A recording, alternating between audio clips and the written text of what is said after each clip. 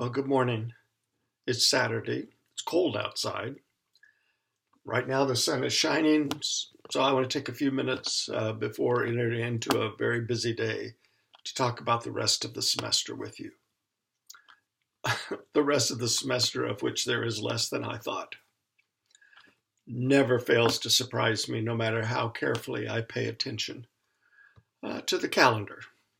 So yesterday, while going over where we are, where we're headed, and how we're going to get there, I suddenly realized we only have 2 weeks, 2 more class sessions, and the finals period, of course, making 3, in which to wrap this thing up. So I've given some thought to what is to happen. That is, I think, what is most important. This message and the calendar, or this email that I'm posting on Canvas, will give you that roadmap. As I see it, there are 4 necessary accomplishments for our class time between now and the next 3 weeks. Here's the list of what needs to be done. First, although it was not originally part of the plan, we need to finish the way. I think this has become important to you. We need to finish it. Second, your book reports. There are still 3 to do, and the practices that accompany those. Third, we need to complete the final chapter of Practical Theology because I think in some ways it summarizes everything this course has attempted to be about. And fourth, consider carefully the perspective about formation advanced in Nouwen's little book, The Return of the Prodigal. Of course, you have a couple of other items that you'll need to complete and turn in to me before the end of the semester. I would hope by at least by the final date. One of those are your journals. Some of you are far behind on those. I consider those to be important elements of the course, and I'm a bit puzzled about why they have not been completed as assigned. I look forward to reading all that you have done before your final grading period. The other is your final reflection paper on what grade you think accurately reflects your work, your time, your growth in this course, and your reflective assessment about why. As I've said all along, the grade you receive will be based largely upon this paper.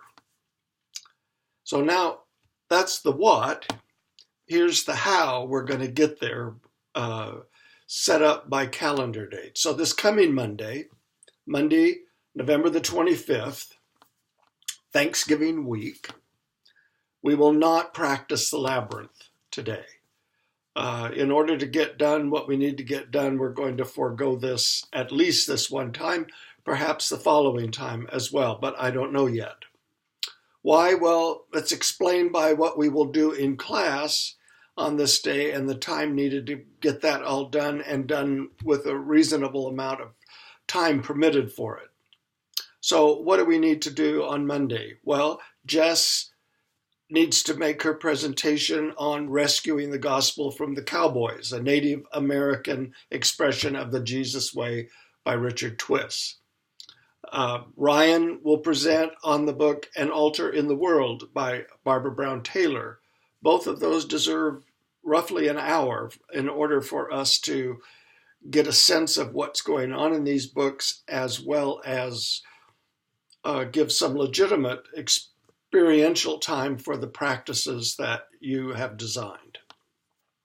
We will also finish Watching the Way, and time permitting, and I hope there will be, spend some time reflecting on what this movie teaches us about spiritual formation. I think it teaches us a lot, and we need to say some things out loud.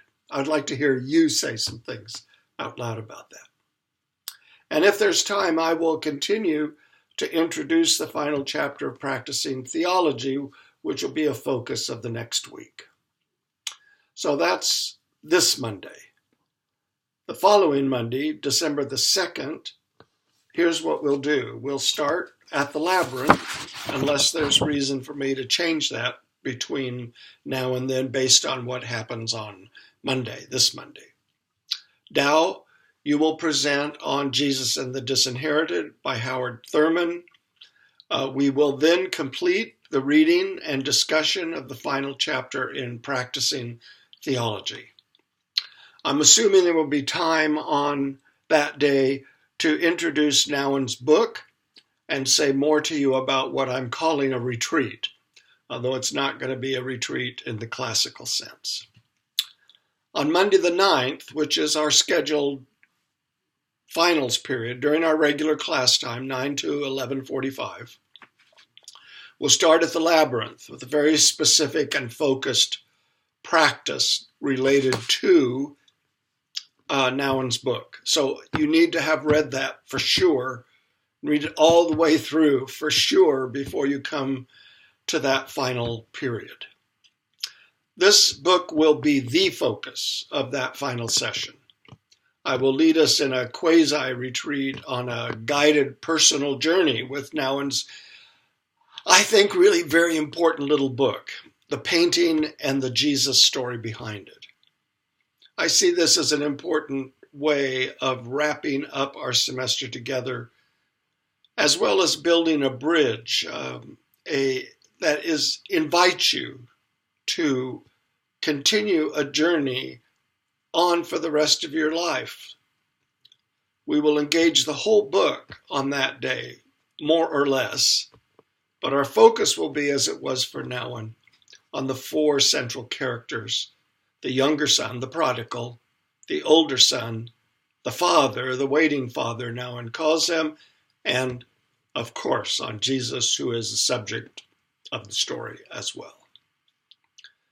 In closing, I want to read this quotation from that little book, The Return of the Prodigal by Nouwen. He wrote, "The choice for my own sonship," he says, but daughtership as well, however, is not an easy one. The dark voices of my surrounding world try to persuade me that I am no good, and that I can only become good by earning my goodness through making it up the ladder of success. These voices, Nouwen writes, leads me quickly to forget the voice that calls me my child, the beloved, reminding me of my being loved independently of acclaim or accomplishment. These dark voices drown out that gentle, soft, light-giving voice that keeps calling me my favorite one. Those voices drag me to the periphery of my existence and make me doubt there is a loving God waiting for me at the very center of my being. Let's see if we can together draw ourselves closer to the center of our being and away from the periphery, the doubtful periphery of our lives. See you Monday. I will publish this script on Canvas, so if you need to have it written down, it'll be there for you. I wish you well today and through the rest of the week. See you on Monday morning.